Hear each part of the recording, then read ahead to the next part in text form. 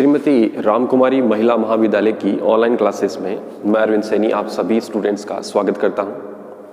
आज BSc part second का paper third जो जूलॉजी का है, जिसके अंदर 3 कॉम्बिनेशन है, इम्यूनोलॉजी, माइक्रोबायोलॉजी और बायोटेक्नोलॉजी। ये तीनों अपने आप में एक सब्जेक्ट हैं पूरे, और तीनों के कॉम्बिनेशन से ये एक पेपर बनाया हुआ है, जिसके अंदर अपन इम्यूनोलॉजी और माइक्रोबायोलॉजी और बायोटेक्नोलॉजी को अलग अलग पढ़ेंगे। तो सबसे पहले अपन आज शुरुआत करने वाले हैं इम्यूनोलॉजी, प्रतिरक्षा विज्ञान।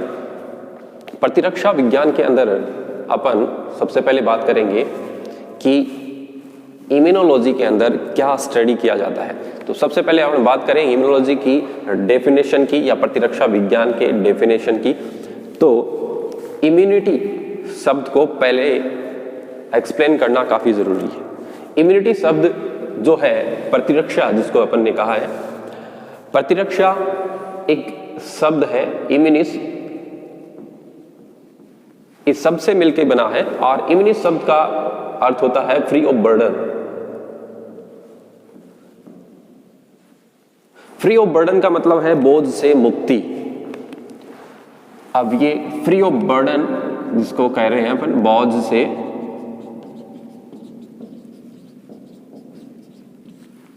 इस दौरान किस प्रकार का बोझ है, यहां पे अपन बोझ से मतलब है डिजीज से। अगर डिजीज से मुक्ति है वो कैसे मिलती है? इम्यूनिटी से। अर्थात जो इम्यूनिटी है या प्रतिरक्षा है वो अपन को रोगों से मुक्ति दिलाती है। और यहां पे अपन देखेंगे इम्यूनिटी जो है, इम्यूनिटी का एक क्लासिफिकेशन है, उसको पढ़ने वाले हैं। और उसके बाद में अपन इसके अंदर क्या करेंगे, एक फ्लो चार्ट ड्रॉ करेंगे, और फ्लो चार्ट के अंदर अपन विद एग्जांपल उसको अपन डिस्क्राइब करेंगे। तो सबसे पहले अपन को क्या है, इम्यूनिटी। अब इम्यूनिटी के अंदर प्रतिरक्षा क्या है? प्रतिरक्षा है रोगों से लड़ने की क्षमता। अब रोगों से लड़ने की क्षमता किस प्रकार से है? क्या किसी होस्ट के अंदर ये प्रतिरक्षा है, जन्मजात है, तो उस प्रकार की प्रतिरक्षा को अपन इन्नेट इम्यूनिटी या जन्मजात प्रतिरक्षा बोलेंगे। या फिर जीवन के दौरान प्रतिरक्षा को अर्जित किया जा रहा है और धीरे धीरे इम्यूनिटी इंक्रीज होती जा रही है किसी होस्ट के अंदर, तो उस प्रकार की प्रतिरक्षा को अपन बोलेंगे अर्जित प्रतिरक्षा या एक्वायर्ड इम्यूनिटी। तो अपन ने इम्यूनिटी को 2 बड़े भागों में बांटा है। सबसे पहले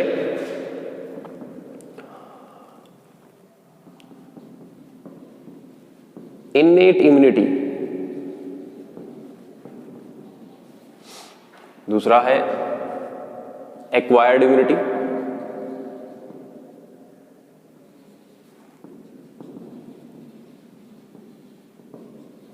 देखो, इन्नेट इम्यूनिटी है वो जन्मजात प्रतिरक्षा है,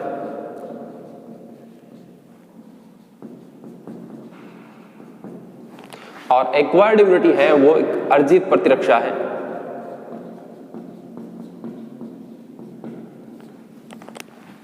तो इन्नेट इम्यूनिटी के अंदर अपन देखते हैं कि नाम से स्पष्ट हो रहा है जन्मजात, तो किसी जीव के अंदर उसको गॉड गिफ्ट के रूप में क्या है, प्रतिरक्षा है वो मिलती है। इसके बहुत सारे एग्जाम्पल हैं, उनको अपन एक फ्लो चार्ट के अंदर पढ़ेंगे। और एक्वायर्ड इम्यूनिटी के अंदर क्या है, जीवन पर्यंत वो क्या करेगा, स्ट्रगल करेगा डिजीज से, एनवायरमेंटल फैक्टर से, और अपने आप को क्या करेगा, स्ट्रॉन्ग बनाएगा।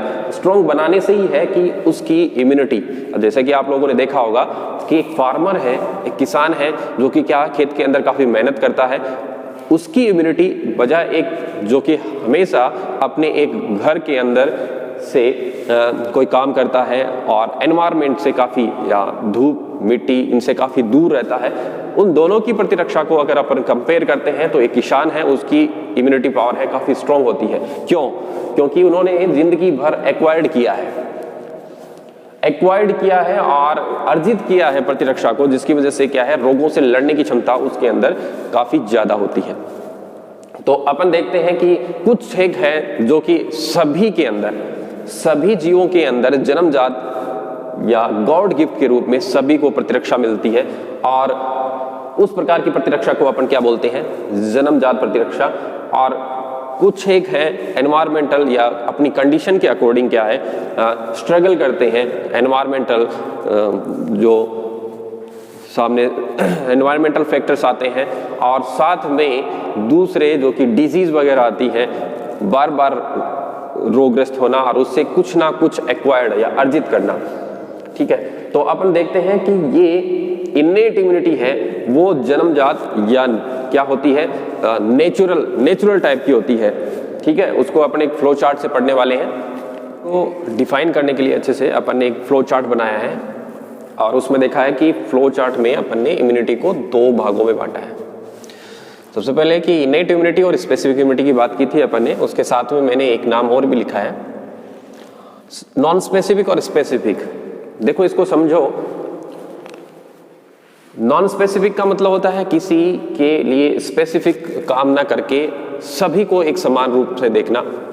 यहाँ पे किसी भी प्रकार का कोई भी बैक्टीरिया आए या कोई वायरस आए उसको अलग से पहचाना नहीं जाता है, या बॉडी से बाहर का कोई भी जो कि जिसको अपन बोलते हैं कि जो रोग उत्पन्न करने वाला कारक है वो अगर आता है तो उसको क्या करते हैं यहाँ पे इस प्रकार की इम्यूनिटी के अंदर अपन देखते हैं कि यहाँ पे उसको स्पेशली ट्रीट नहीं किया जाता है, उसको पहचानने की कोई भी जरूरत नहीं है। सभी जो बाहर के जो रोग कारक हैं उनको एक ही प्रकार से देखा जाता है, उसके लिए कोई स्पेशल कोई भी रुकावट स्पेशली कोई वायरस बैक्टीरिया के लिए नहीं की जाती है, सभी को एक समान दृष्टि से देखा जाता है।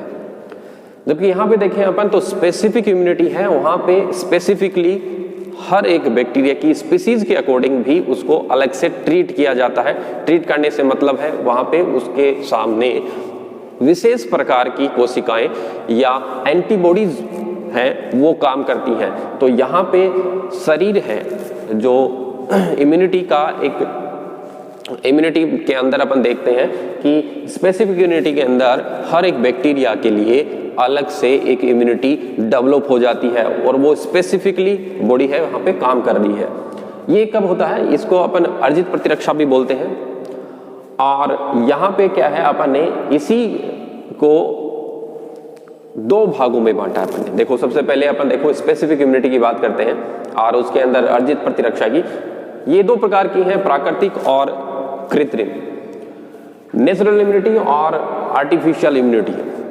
तो नेचुरल और आर्टिफिशियल को भी अपन ने क्या है फिर से 2 पार्ट में बांटा है, सक्रिय और अक्रिय। यहाँ पे भी अपन ने सक्रिय और अक्रिय में बांटा है। अब ये सक्रिय और अक्रिय ये क्या है, इसको अपन एक्टिव इम्यूनिटी बोलते हैं और इसको इसमें पैसिव इम्यूनिटी बोलते हैं। और जैसा कि अपन को पता है एक्टिव का मतलब क्या है, जहां पे एनर्जी लगे। बात समझ में आ रही है कि सक्रिय इम्यूनिटी का दूसरा नाम क्या बोल रहे हैं, एक्टिव इम्यूनिटी। और एक्टिव इम्यूनिटी कौन सी है, ये एक्टिव नेचुरल इम्यूनिटी है। ठीक है, नेचुरल इम्यूनिटी। और इसको अगर ढंग से देखा जाए तो देखो एक्टिव नेचुरल स्पेसिफिक इम्यूनिटी। ठीक है, तो एक्टिव नेचुरल इम्यूनिटी की बात करें तो यहां पे क्या है, बॉडी वर्क करेगी। कहने का मतलब बॉडी वर्क करेगी यहां पे, और इसके अंदर क्या है, बॉडी वर्क करेगी क्या नहीं करेगी, नहीं करेगी। यहां पे बॉडी वर्क करेगी। इसका मतलब क्या है, देखो नेचुरल इम्यूनिटी के अंदर अपन क्या देखते हैं, जब नॉर्मली अपन इन्फेक्टेड होते हैं किसी बैक्टीरिया या किसी वायरस से, तो अपनी जो इम्यूनिटी पावर है वो एक्टिव होती है।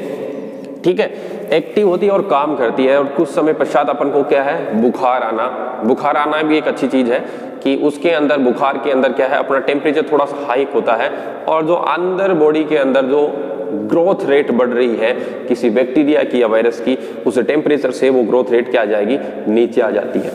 तो यहाँ पे क्या है, अपन एक्टिव नेचुरल इम्यूनिटी की बात कर रहे हैं। नेचुरली अपन क्या देख रहे हैं कि अपन इन्फेक्टेड होते हैं कोई भी बैक्टीरिया वायरस से, तो यहाँ पे बॉडी वर्क करेगी, और बॉडी वर्क करके क्या है, स्पेसिफिक इम्यूनिटी के दौरान स्पेसिफिक एंटीबॉडी बनाती है। स्पेसिफिक एंटीबॉडी बनाती है। तो अपन नेचुरल जो इन्फेक्शन होता है, जो प्राकृतिक संक्रमण होता है, संक्रमण ये वायरस से हो सकता है या बैक्टीरिया से हो सकता है, तो बॉडी के अंदर अनवांटेड जो माइक्रो ऑर्गेनिज्म एंटर कर रहे हैं उसकी वजह से स्पेसिफिक एंटीबॉडी का निर्माण हो रहा है। अब ये प्रतिरक्षी है, इसकी आगे अपन चर्चा करने वाली है। प्रतिरक्षी कैसे बनती है, प्रतिरक्षी क्या होती है, वो अगले चैप्टर में पढ़ेंगे अपन। अब यहाँ पे अपन को याद रखना है कि एंटीबॉडी क्या है। एंटीबॉडी है जो कि एंटीजन से काम करेगी, से क्या करेगी, रिएक्शंस करेगी। और एंटीजन भी एक अलग से एक चैप्टर है जो आगे वाले चैप्टर में अपन पढ़ने वाले हैं। लेकिन एक बात यहाँ याद रखनी है, एंटीबॉडी क्या है, अपनी बॉडी के द्वारा बनाया जाने वाला एक ऐसा प्रोटीन है जो कि क्या है, बाहरी जो अनवांटेड माइक्रो ऑर्गेनिज्म है या फिर बाहरी तत्व जो शरीर के अंदर आ जाते हैं और रोग उत्पन्न करते हैं, उनसे लड़ने का काम करती है। तो एंटीबॉडी क्या है, रोग कारकों से लड़ने का काम करती है। तो यहाँ पे क्या है, नेचुरल या प्राकृतिक संक्रमण के दौरान अपनी बॉडी वर्क करती है, अपना सिस्टम है जो इम्यून सिस्टम है वो वर्क करता है। तो उसको अपन क्या बोल रहे हैं, एक्टिव नेचुरल इम्यूनिटी बोलते हैं। बल्कि अपन दूसरे की बात करें कि पैसिव नेचुरल इम्यूनिटी क्या है। अब पैसिव नेचुरल इम्यूनिटी के अंदर क्या होगा, तो पैसिव नेचुरल इम्यूनिटी के अंदर देखो नेचुरल है, नेचुरली अगर अपन को बॉडी को कोई वर्क किए बिना, ठीक है, बॉडी को वर्क किए बिना क्या हो, अपन को एंटीबॉडी अपनी बॉडी के अंदर आ जाए, तो अपन उसको क्या बोलेंगे कि बॉडी वर्क नहीं करेगी ना, यहाँ पे बॉडी वर्क नहीं करेगी और नेचुरल इम्यूनिटी होना चाहिए। तो एक माँ द्वारा बच्चे को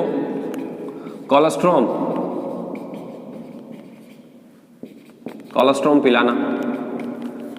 और ये क्या है, कोलेस्ट्रॉम क्या होता है, एक माँ द्वारा जो सबसे पहले शुरुआती दिनों में जो बच्चे को दूध पिलाया जाता है, जो गाढ़ा दूध होता है, उसको अपन कोलेस्ट्रॉम बोलते हैं। और कोलेस्ट्रॉम के अंदर क्या है कि कोलेस्ट्रॉम के अंदर अपने पास में सिक्रेटरी एंटीबॉडीज होती हैं, स्रावी प्रतिरक्षियां होती हैं, जो कि डायरेक्टली क्या है, एक बच्चे को पिलाया जा रहा है। तो बच्चे के पास में अभी कोई इम्यून सिस्टम नहीं है, शुरुआती दौर में उसका इम्यून सिस्टम बहुत ही वीक होता है, सब लोग जानते हैं।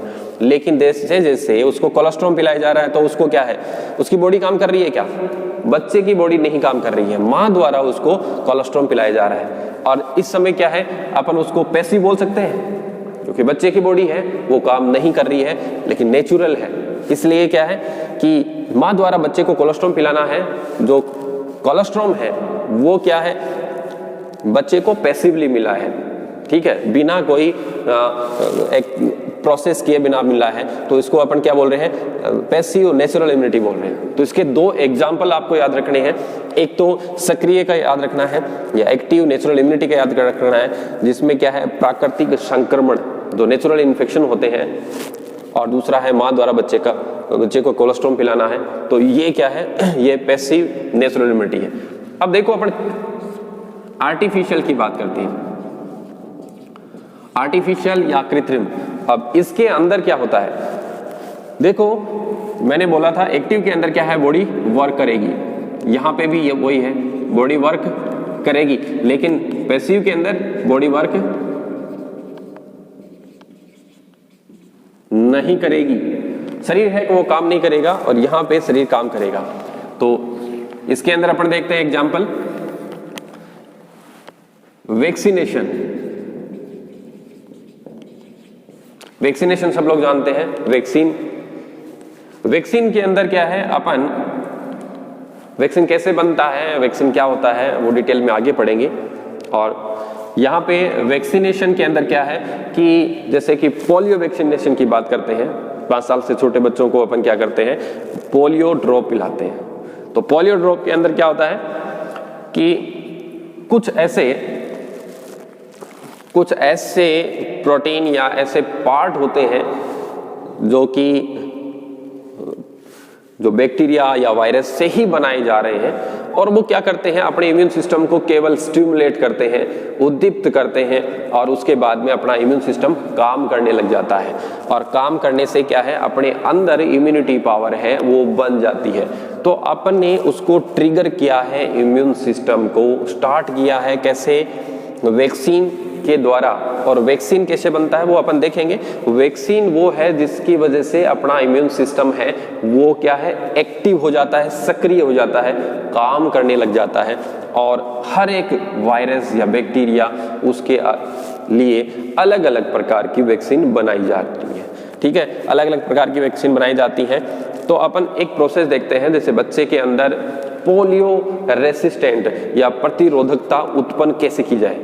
पोलियो जो डिजीज है उससे बचाव के लिए अपन क्या करते हैं, बच्चे की इम्यून पावर को स्ट्रॉन्ग कर देते हैं, और इम्यून पावर है वो एक्टिव रहता है, सक्रिय रहता है। तो उस दौरान अगर पोलियो वायरस उस बच्चे के अंदर जाता भी है तो उस बच्चे की इम्यूनिटी पावर इतनी स्ट्रॉन्ग है कि वो उसको खत्म कर देता है, उस वायरस को खत्म कर देता है। तो वैक्सीनेशन में क्या कर रहे हैं अपन, कृत्रिम आर्टिफिशियल है वैक्सीन, अपन ने बनाई है, ह्यूमन मेड है, मानव द्वारा बनाई गई है। तो वैक्सीन के अंदर क्या होता है, वैक्सीन के अंदर अपन इम्यून सिस्टम को क्या करते हैं, एक्टिव करते हैं। तो वैक्सीनेशन इसका एग्जाम्पल हो गया। दूसरा है जो पैसिव है, और पैसिव के अंदर क्या करते हैं अपन, पैसिव के अंदर अपन देखो कि आर्टिफिशियल या कृत्रिम रूप से, जिसके अंदर क्या करना है, अपन बॉडी तो काम करेगी नहीं, साथ में क्या करना है, साथ में उसमें अपन को बाहर से कुछ एंटीबॉडीज, ठीक है, एंटीबॉडीज जैसे कि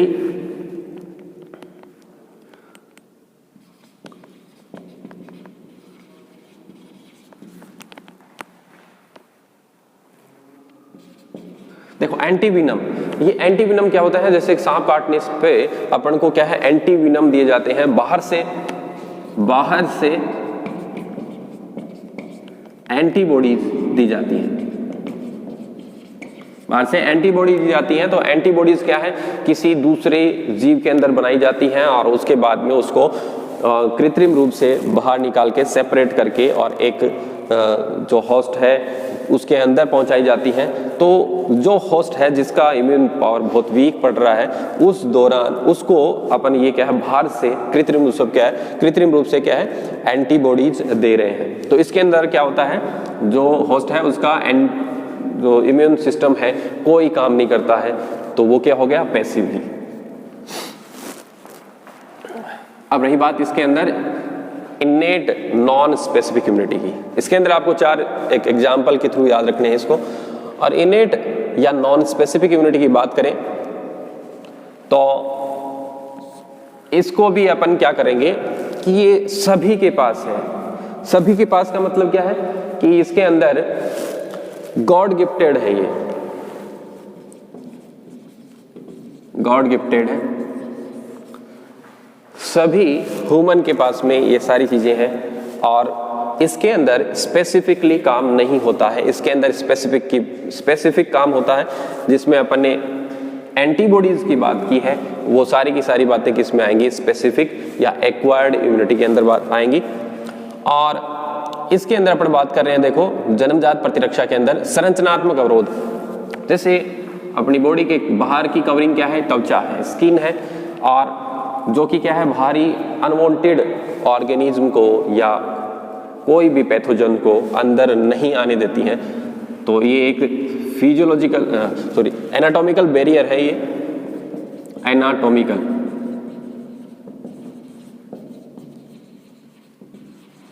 दूसरा है घ्राण रोम जिसको अपन नेजल हेयर बोलते हैं, ठीक है, नेजल हेयर नाक के अंदर होते हैं, और नेजल हेयर क्या करते हैं, धूल के जो कण हैं उनको ट्रैप करते हैं, उनको रोकते हैं, और बाहर धूल के जो कण होते हैं उसी के ऊपर क्या होते हैं, कुछ सूक्ष्म जीव होते हैं जो रोगकारक भी हो सकते हैं, उनको रोकने का काम कर रहे हैं। श्लेष्मकलाएं हैं, म्यूकस मेम्ब्रेन है जो कि अपनी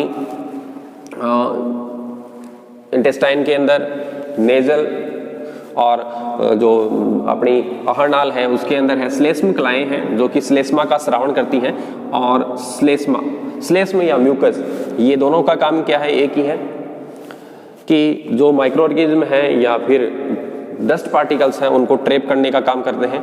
पक्षमाभ जिसको अपन सीलिया बोलते हैं, सीलिया का काम भी यही है, रोकने का। कार्यकीय अवरोधक है, इसके बारे में अपन नेक्स्ट वीडियो में बात करेंगे, जिसको अपन थोड़ा सा डिटेल में पढ़ने वाले हैं। तो आज अपन ने क्या किया है, अपन ने इम्यूनिटी और इम्यूनिटी के टाइप्स को पढ़ा है, और टाइप्स के अंदर अपन ने देखा है कि इसके अंदर इसके जो 4 एग्जाम्पल हैं वो याद रखने हैं। कल अपन फिर से क्या है, इनेट और नॉन स्पेसिफिक इम्यूनिटी की बात करेंगे।